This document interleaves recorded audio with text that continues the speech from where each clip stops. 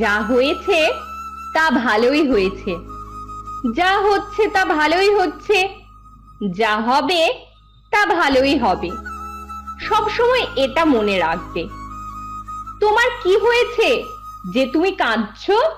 তুমি কি নিয়ে এসেছিলে যে তুমি হারানোর ভয় পাচ্ছ? তুমি কি সৃষ্টি করেছো যা নষ্ট হয়ে গেছে? তুমি যা নিয়েছো এখান থেকেই নিয়েছো, তুমি যা দিয়েছো এখানেই দিয়েছো। তোমার আর যেটা আছে কাল সেটা অন্য কারো ছিল, পরে সেটা অন্য কারোর হবে।